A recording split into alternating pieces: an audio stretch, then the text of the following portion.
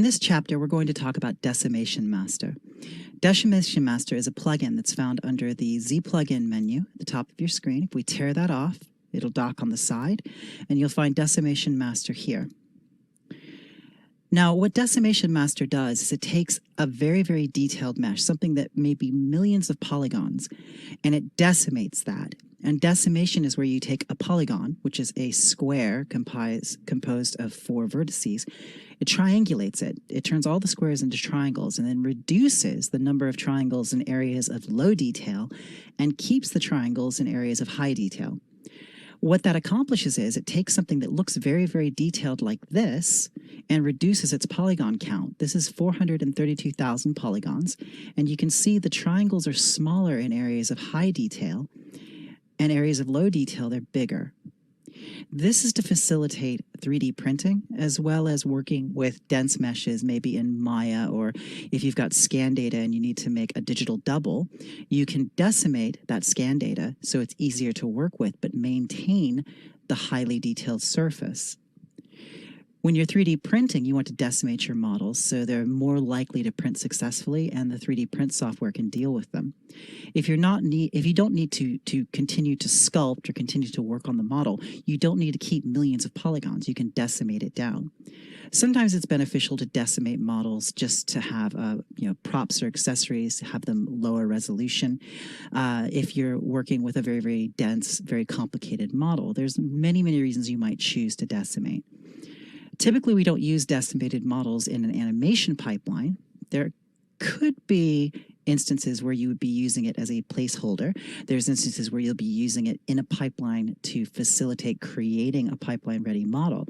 So this is definitely worth knowing, even if you're not planning on doing 3D printing, as I said, for a digi-double pipeline or a variety of other applications. So this is a decimated model of a troll that I sculpted for ZBrush Live. Let's take a look at how we can create something like this. I'm going to go back to my original troll here. Now there's polypaint on this character and multiple subdivision levels. If we go to geometry, you can see we have 5 subdivision levels, and he is originally 2 million polygons. Now the character doesn't have arms and ends down here. What I want to do is I want to prep this and get it ready as a nice presentation for 3D printing. So the first thing I'm going to do is I'm going to slice off sort of a scalloped area here and make a nice sort of base for this character. So to do that, I am going to use the slice and the trim brushes. I'm going to go to B for brush, T for trim, and we have a brush here called trim rectangle. If I click that, it tells me that it's going to replace the Control-Shift keys. So I'm going to click OK. I'm going to delete my lower subdivision levels. Now I'm still at 2 million polygons, but I don't need to keep my subdivision levels at this point. Now the way the trim brush works is if I Control-Shift, click and drag, I get this rectangular marquee. If I let go, everything that's inside of that marquee gets sliced away. So I can start to trim this down to about where I want the base to be. So we'll trim it to about there. Now if we look at the bottom here, you can see it has deleted those faces and it's hole filled it. If we go into frame mode, you can see the hole filled area here. That's all triangulated, while the rest of the mesh is actually all quads. Now I want to scallop out the sides here. There's no arms on this bust, so I want to sort of give a nice curved plane here, like you might see on a bust in a museum, for example. So to get a curved plane, I'm going to go to B for brush, T for trim, and I'm going to use trim curve. Click OK. Now the trim curve brush, again, is accessed by Control-Shift, clicking and dragging, and it creates this line here. There's a feathered edge on one side and a dotted line on the other. And everything on the feathered edge is going to be trimmed away. So I'm going to start drawing this line, and I'll tap the Alt key, and that puts sort of a stop on the curve there, and I can start to curve this line. I'll tap the Alt key again, and again to get a nice curve on this. Now I can press the space bar and move this around if need be. I can place this exactly where I want it and then let go. Now what ZBrush will do is it will cut away all the faces on the feathered edge side of that line, and then it will hole fill the gap that it leaves. There you go. So let's do the same on the other side. I will Control Shift, click and drag, and that starts to draw the line. Now, if I find I've drawn it in the wrong direction, you can just press the space bar and move it. Press the space bar again and move. So I'm going to do the same thing. I'm going to tap the Alt key. And by the way, if you want to create a hard angle instead of a curve, just double tap the Alt key, and that puts a hard angle there. But I don't want that hard angle, so I'm going to press the space bar, move it off the model, and let go. It will still do its slicing mesh process, but it shouldn't slice anything, and if it does, we can't always undo it. There we go. You see it actually has not cut the mesh because we didn't cross over it. So Control, Alt, click and drag, and we'll tap the Alt key a couple times to get a nice curve here.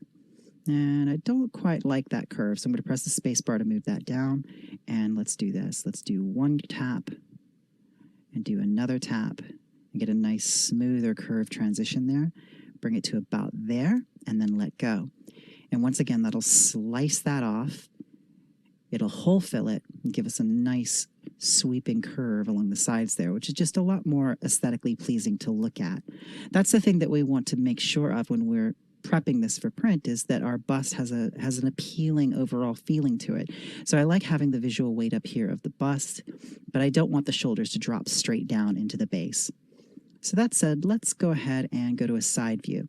Now from the side view, it's quite chunky. We don't need this much base here. I'd like to have it terminate in a smaller footprint here. So I'm going to press, well, first off, let's turn off perspective. So we're snapped to a side view. And I'm actually going to move the entire figure so I can get a better plane on this. So I'm going to go to W for move, and that brings up the gizmo. I'm going to put it to the unmasked mesh center by clicking that button there. And let's go ahead and hold down the Alt key and position our pivot down here near the base. Press the pizza box stack. I think it's Paul Gabory from Pixelogic calls that the pizza boxes, and it's a nice analogy for it. It does look like a stack of boxes. This icon lets you transpose all the subtools at once. So I'm just going to rotate everything forward a little bit. And maybe just rotate it. Oops, that's the scale. Undo that. And let's just rotate it a little bit like this. So we've got a nice plane that we can cut here. Now we'll go back to Control Shift, click and drag, tap the Alt key to get a nice curve to this. And we're just going to go ahead and get a nice sweep just like this. Don't quite like that, so I'm going to tap the Alt key again. There we go. That's better. And let go. And it will slice straight through, delete all the faces on this side, and hole fill it. So then we'll get a nicer transition in this particular area. There we go. Now, if we go to frame mode, you can see it's automatically polygrouped those faces that it sliced out. So it's hard to see because the triangle or the faces are so dense. If I turn off the line button, which is here inside the polyframe button, now we can just see our color coding for polypaint. So I am going to Control Shift click on these polygroups to hide them. So now we've hidden those hole fill panels there. We'll turn off frame mode. And I just want to sample the base color here because I want those panels to actually have a color to them that's close to the base color of the character. So we'll drag this over until we get a nice base tone. Something like this. Now Control Shift click on the background. Now Control Shift click right now is my trim brush. So I want to select, once again, my select rectangle. So we'll do this. That will replace the Control Shift key button. So just click skip this note and it'll stop giving you that update. Now Control Shift click drag on the background. That will invert my masking. And there you can see the panels that it hole filled. And I'll go to RGB, color, fill object. And that will fill those with that base color. Now the reason I did that is because some 3D printers will actually print color, and I want to show you how you can decimate and maintain your polypaint in case you want your 3D print to maintain that color information. So we have our character now. Let's go ahead and put a base on there. I'm going to go to Subtool, and I will append a polymesh star. We'll select that polymesh star and press W to bring up the transpose gizmo again. Now remember we turned on the pizza box stack. Turn that off so we're only moving the polymesh star down here to the bottom. I'll change my color back to white so it doesn't appear to be the same color as the figure. Now if I press the gizmo gear icon here, I can change this to a primitive. I'll do polycylinder. And if we zoom in here, you see this gives us a polygon cylinder, and I can change my polygon resolution by adjusting the slider. If I want to see my frame, just turn on frame mode again. This is Shift F. And remember to turn line back on, and now that will actually show you your polygon edges. So we can add a subdivision level to this. So this is actually decent for our resolution. So I will press the W key, and that brings us back into the gizmo. Hold down the Shift key, and I will rotate this 90 degrees. You see that 90-degree readout on the bottom there. And we'll scale this up, and we'll scale it down to serve as our base. Let's scale this up so it's big enough to sort of support the figure. Let's move it back so the visual weight is back here, and we'll move it up so it's countersunk with the figure itself. And we don't have to have the base quite so thick, so let's scale this down, bring it forward just a little bit. We'll turn on perspective mode and turn off frame mode with Shift F. So now you can see that we've got a base applied here. Now when we 3D print, if we have two objects which intersect with each other, the 3D printer will treat that as one volume. So this base will be printed as a single object with the bust as long as they're sent to the printer together as a single STL file. And we'll see how to do that shortly. Press the Q key to exit out of the gizmo. And what I want to do now is I want to add a bevel to the edges of this. So I'll do Shift F, and I'll go to B for brush, Z for Z modeler, and I will select the Z modeler brush here. Now the Z modeler brush is a poly modeling tool inside of ZBrush. It allows you to do operations on edges and faces and points. It's contextual, and we have an entire video just on ZModeler. So if you have not seen that yet and you don't understand ZModeler, we'll go into this in more depth in another video. But for this base, I just want to bevel the edges here. Press the space bar while you're moused over an edge, and this gives you the operations which you can apply to edges. And I want to put a bevel on here, so I'll put bevel, and I'll do edge loop complete. And we can set the number of rows, 2 rows, 4 rows. We can adjust our sharpness, etc. So linear edge, sharp edge, soft edge. Click and drag, and then that gives us this bevel. And I can do the same thing down here if I want to bevel the base at the bottom as well, but I'll leave that flat. Shift F turns off frame mode, and then I'll just add a couple subdivision levels to this until it smooths out nicely. So now we have our base. So let's go back up to our bust. Let's select the head itself. Now you see that we've got subtools here for eyes, teeth, and the base itself. So let's go ahead and decimate the creature's head. Now, when you're 3D printing, depending on the size of the print that you're going to create, you might want to actually print your object hollow. And the reason for that is the print material, the resin itself, is the most expensive element of the 3D print. So this object, as it stands, will be a solid volume. However, we can create a volume thickness. That means that there's a wall thickness where if you were to inset the surface of this creature in by, millimeters, centimeters, you can have it hollow on the inside. And that means that it requires less material to build, and therefore it will cost less when you're printing it. Now, depending on whether or not you own your own printer and the costs of the printer material, you may choose to do this or not. I'm going to go ahead and show you anyway how to do it so you have this tool in your arsenal. I'm going to turn on solo mode. And we're going to Dynamesh the mesh again to do this. So we'll go down to Dynamesh. Now we want to keep all of our details, so I need to turn my Dynamesh resolution up pretty high. So set our Dynamesh resolution high enough that we maintain our polypaint detail and we maintain our sculpted detail. So let's go ahead and click Dynamesh.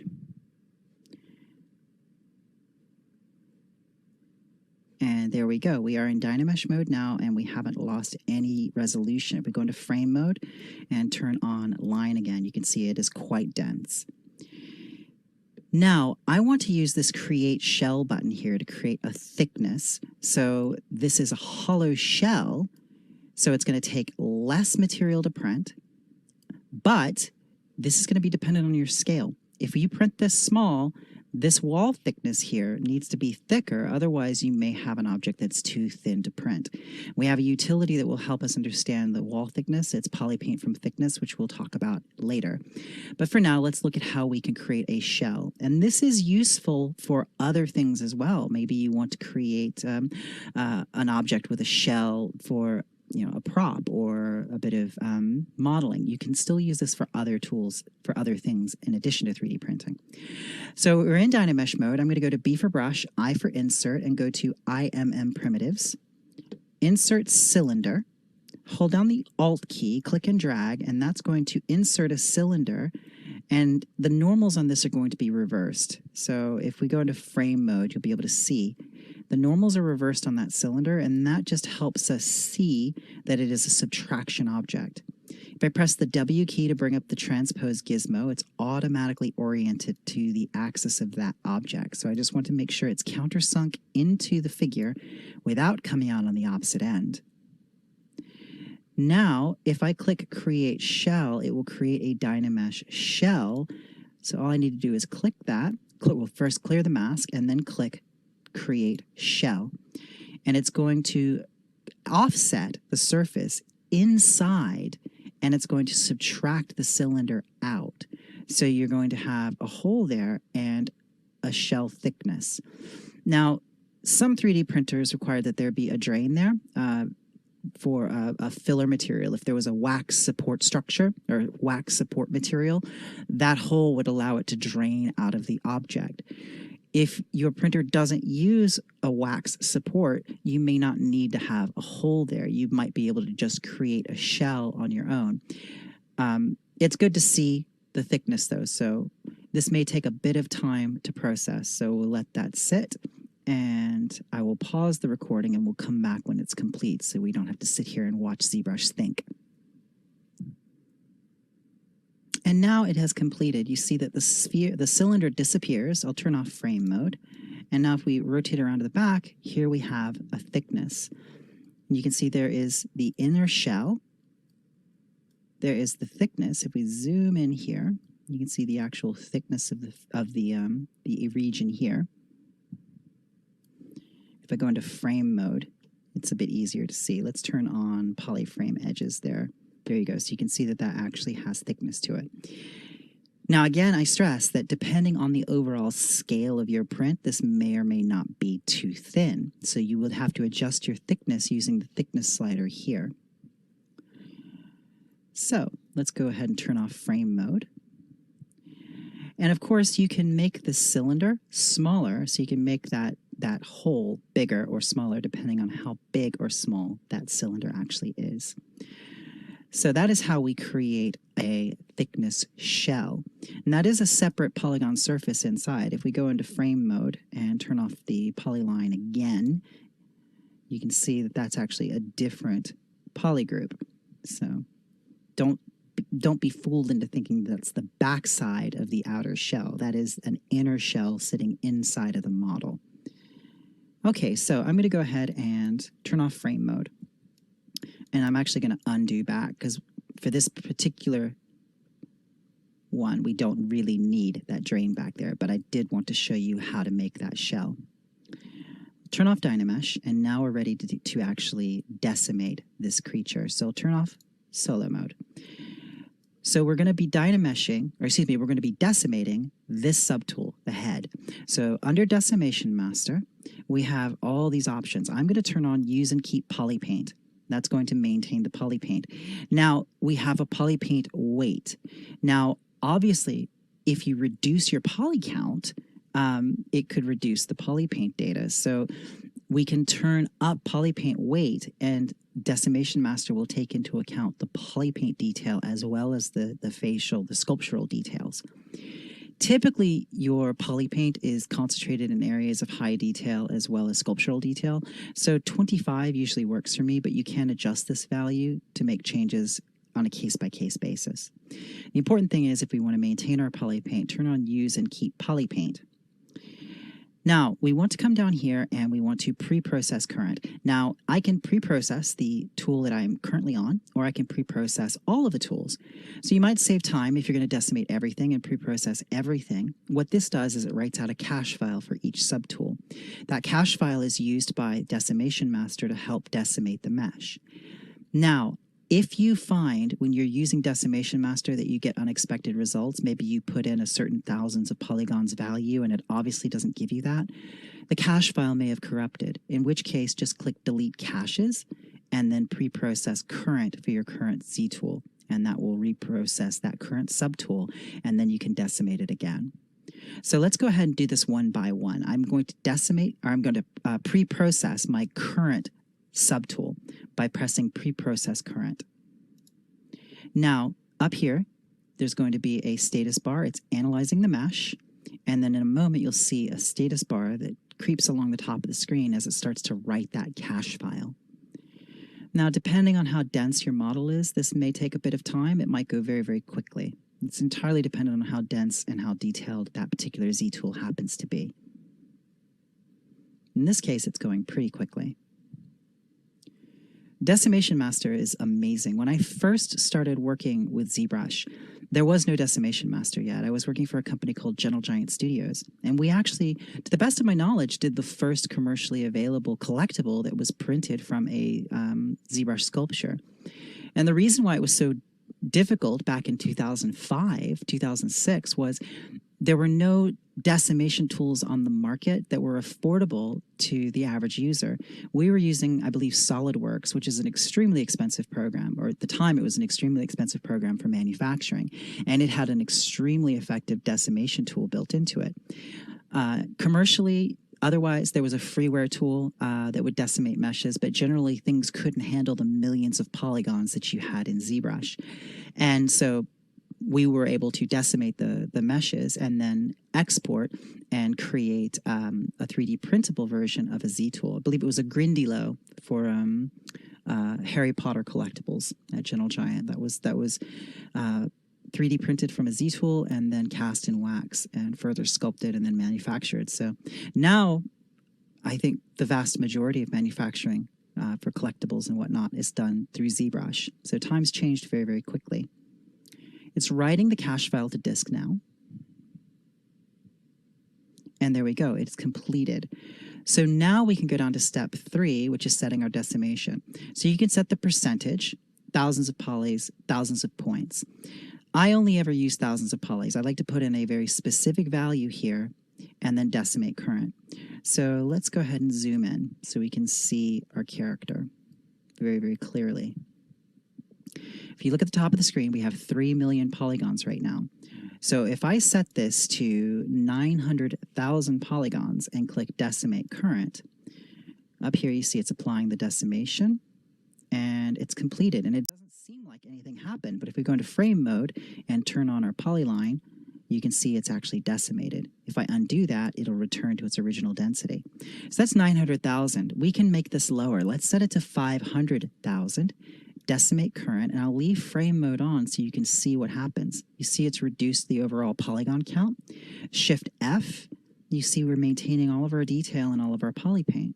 I'm going to undo that again. I believe we could go even lower than that. See, we're back to our original density. We'll set this quite low. We'll set it to 200,000. That's 20,000. Set it to 200, and then decimate current. And now it's completed. Now we're starting to see a little bit of faceting. But keep in mind, this is only going to be visible at whatever scale we have this object printed. So if this object is going to be printed at about this size, you're not going to see those facets down there. So keep that in mind, what your ultimate scale is going to be. So we have decimated the head. Now, let's say that I'm looking at this and I say, okay, well, I'm happy with this, but I want to make an adjustment to it. Maybe I want to add a little bit of detail right here. Now, I don't want to have to divide my model again to do that, but luckily we have Sculptors Pro mode. Now, there's an entirely different video where we talk about this particular tool, but I find it particularly useful in 3D printing and decimation. So Sculptors Pro mode is accessed up here. So right now I'm on the Dam Standard brush. The Dam Standard brush does this. I'm going to quick save my work. It creates these sort of creases in the mesh, and you see that I'm getting this very, very faceted look here because it's all triangulated. Let's undo those. If I want to add some details after I've decimated, but I don't want to divide the mesh again, turn on Sculptors Pro mode, and what this will do is it will tessellates, pardon me, the mesh while it sculpts. So what's happening here is if we turn on frame mode, this brush stroke triangulates the mesh so it can support the detail that I'm trying to sculpt there. So this is a really great way that we can localize and isolate detail if we want to add something to a mesh that we're about to 3D print, but we don't want to have to divide it again. So I can come through here and I can start adding some details like this. Maybe I want to put some wrinkles here. Maybe I want to, deepen this brow wrinkle because it's not quite deep enough to show up in the print. I'm able to do these changes. And if you watch the total polygon count, it will update, but it doesn't update by a massive amount. This is not like having to go in there and completely subdivide again and then redo your decimation. This allows me to spot detail as required. So we'll just add a few more wrinkles around the mouth here, maybe something there and there. Maybe we'll put something down here under the eyes. And maybe I want to change this area here. If I press the space bar, that's smooth. I'm going to turn off RGB so I don't smooth my poly paint. I'm only smoothing triangles. Now, if I'm in Sculptors Pro mode, let me go into frame mode so you can see this, and I hold down the Shift key. Smooth will add triangles, so I can increase density in areas that maybe went a little too triangulated. So if I want to just increase density just in this area here, I can do that using the smooth brush.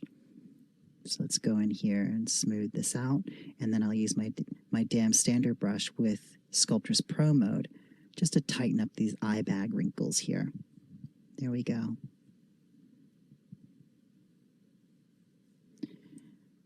Turn off Sculptors Pro mode, and there you go. That's going to come in really handy too when you're trying to do things like create articulations or balls and sockets or pins and sockets for your figures. Being able to clean things up with Sculptors Pro mode is really valuable.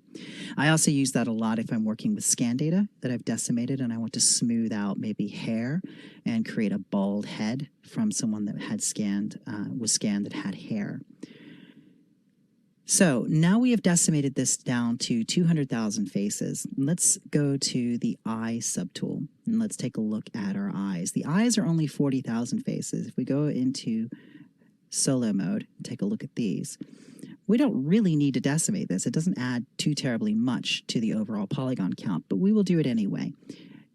We've got use and keep poly paint turned on. I'll pre-process current, and that's going to write a cache file. And now I'm just going to set my target polys. So right now it's 49,000 faces. So let's set this to 10,000 faces. Decimate current. And there you go. So we see faceting there, but again, remember, what is your scale? What size will these be when they're printed will have an impact on whether or not those facets are going to play a role. If that's too faceted, you can undo it, and we can double this because it's at 50,000 faces. If we set it to 20,000, that's still less. So let's decimate current. And there you go. That looks better. We'll select the teeth. So here, let's put a little bit more detail in the teeth. The teeth are 245,000 faces right now. And if we go to the geometry menu, you can see we don't even have any subdivisions on here. So let's add a couple subdivision levels and let's put some detail on there. We're at 3 million. That's probably not, we don't quite need 3 million for the teeth. We're at 983,000 faces. So go to solo mode and we'll use just the Dam Standard brush to add some kind of little streaks along the tooth here, some weathering. Just giving that a little bit of detail.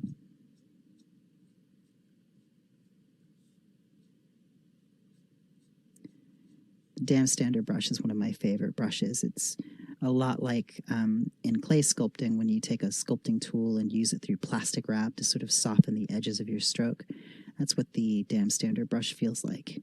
It's really great for wrinkles and all sorts of shapes. It's one of my 5 top brushes, as you already know if you've watched the any of the videos before this. I've talked about it several times in the course of these lectures. I just want to put some striations in here. The backs aren't going to be visible, but I often sculpt things where it's not going to be seen. It doesn't take an enormous amount of time, and it just helps tie everything together.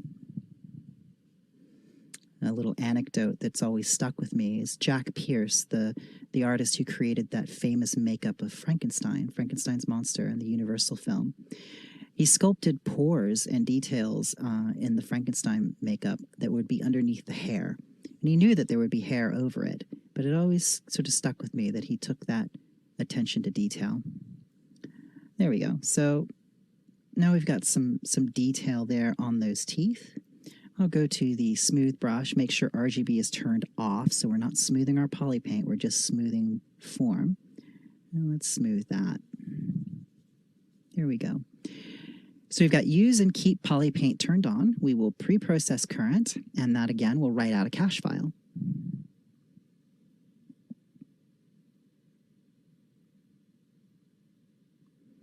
That's processing. It's not too dense of a mesh, so it'll go pretty quickly. There's a little bump right there that I can use Sculptris Pro mode to smooth out, so we'll fix that in just a moment. There we go. It has written out the cache file. So now what I'm going to do is I'm going to check my poly count. It's 983,000. Let's dial back these teeth to, let's try 50,000 faces. Hit decimate current. And there we go. There's no noticeable change on the surface, but if we go to frame mode, you see they have been reduced considerably. So let's alt-click on the head again. And there's that little bump right there. Let's fix this. Let's turn our Sculptris Pro mode back on, and let's smooth this out. And I'm going to turn my brush size up a little bit, and that'll make bigger triangles. There we go. And I'll use my Dam Standard brush just to crease this in. Let's make this a little bit sharper and deeper so that mouth really does feel like it's got some depth to it. I'm going to turn on solo mode so I can get through those teeth. And let's just crease that in there using the Dam Standard. Nice and sharp.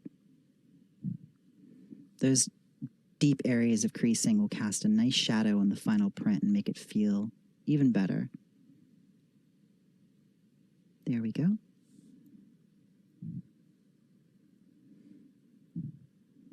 Maybe we want to fix this little bit right here. Let's put a little bit of a wrinkle coming out of the mouth here. And there, maybe we do another little wrinkle here. There we go. Much better. Let's turn solo off so we get our teeth and eyes back. So now we have the head, the eyes, and the teeth all decimated and ready for print. So that leaves us with the base. What shall we do with the base? Well, I'd like to show you how you can put a nameplate on the base. Now, if you've watched the video on folders, which I'm assuming you have if you've gotten this far in, but if not, feel free to go back and revisit it. We're going to organize this into folders. So I'm going to create a new folder here, new folder, and I'm going to call this head. And that's got the head in the folder. I'm going to put the eyes inside the folder and the teeth inside the folder. I can change their order just by clicking and dragging them. And now collapse that folder. Now that leaves the base outside of the folder. Now I'm going to create a new folder, and I'm going to call this base. Now the base is sitting inside the folder, and I'm going to append a polymesh star. I'm going to select that star. What I want to do is I want to put a nameplate on here so we can print a little name on our base.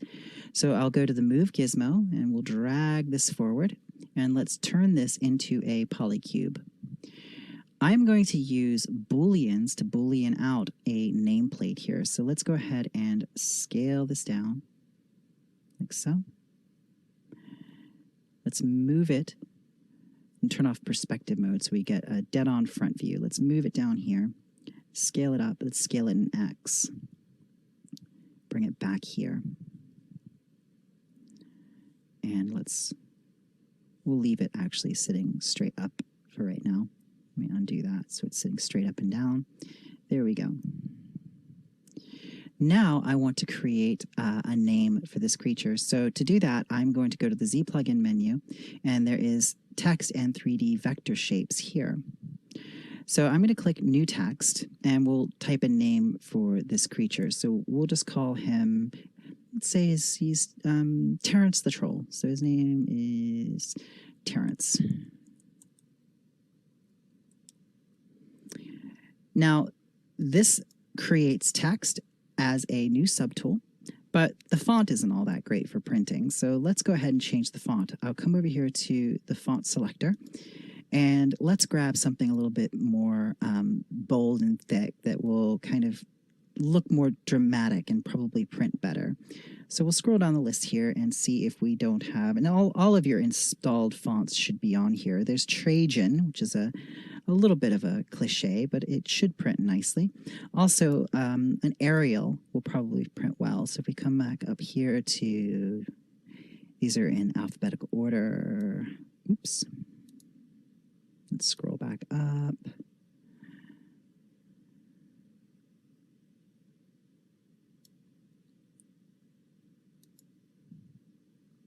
There's Arial.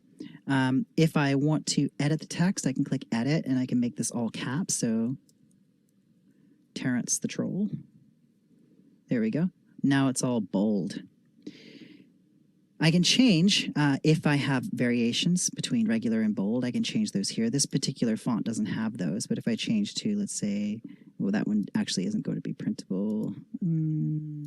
Let's see.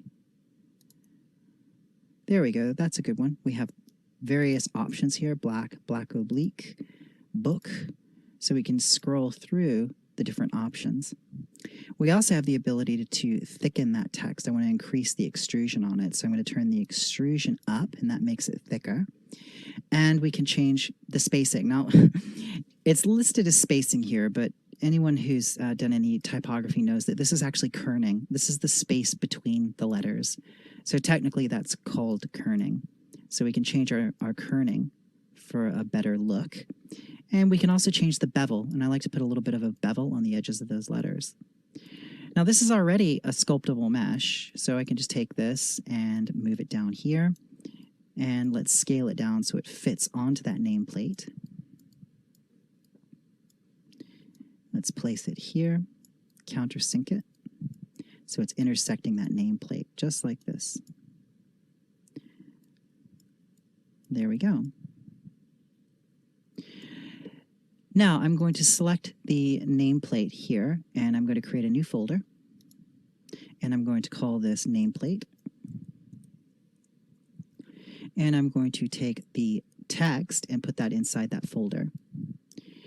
Now I want to move this entire grouping into the base. So I'm going to click the gear icon here and make it a transpose set. Now you will have seen this in our video on folders. This just takes all the objects that are inside that folder and makes them transposable while the others are not. So now I can just take this and I can place it exactly where I want it. Maybe I want to rotate them all a little bit to an angle here. So they're actually sitting like this. I'm going to countersink that just like so. And maybe this needs to be scaled a little bit in X. There we go. Great. Now I'm going to take the box here, which is the back plate from my nameplate. I'm going to take this and I am going to duplicate it. And I'm going to drag this up into the base folder. So they're in the same space, but in different folders. Oops, let's put that inside that folder and put the base above it. There we go. Now we're going to do some booleans. I'm going to select the base and I'm going to turn off visibility on my nameplate. Now I've got this box here. I am going to click this button here, this little subtraction button. This will subtract from the tool above it when I turn on live boolean. So I'm going to turn on live boolean, and you see it's actually booleaning out. But because it's not completely penetrating that surface, it's actually leaving a little bit of extra space there. So I'm going to go to W for transpose, and I'm going to scale it out like this. let's turn off frame mode. Now you can see it's giving us a nice scalloped surface, or subtracted surface, I should say, for our nameplate.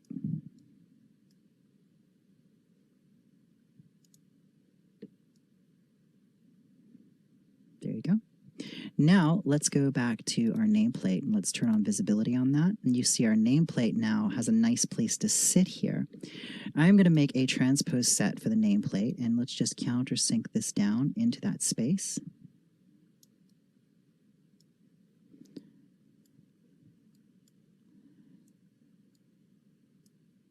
Let's go back to transpose and just bring this forward. There we go. So now that is countersunk, but we've got this little scallop here that we don't particularly like. So I'm going to go back to this subtraction object. I'm going to scale this in this direction. Oops, got the wrong one selected. Make sure that I don't have the pizza box stack selected. Then we can scale that up and then slice it like that. Shift F to turn off frame mode, and there you go. Now we get a nice sliced plane there for our nameplate. I'll go to the text of the nameplate, and we'll turn on subtract for that. Now, if you're confused at all by this, we have an entire video just on Booleans. So if you haven't seen it yet, fear not, you can watch the video on Booleans, get a lot more information. But here you go. Now we have an actual Boolean subtraction of our nameplate. Terrence the Troll. So I've got these two folders here, which are Boolean objects, but I need to make them actually 3D printable because these aren't 3D printable. If I go into frame mode, you can see that the Boolean object still exists. Click the gear icon and click Boolean folder, and that will create a new object. It hides the folder, and this new object is actually a Booleanable, or excuse me, a 3D printable shape. There's our printable. Let me turn on solo so it's easier to see. There's a printable nameplate. We'll do the same thing for the base. We'll come up here to base, Boolean folder. And there we go. Let's bring that folder down, or that base down here.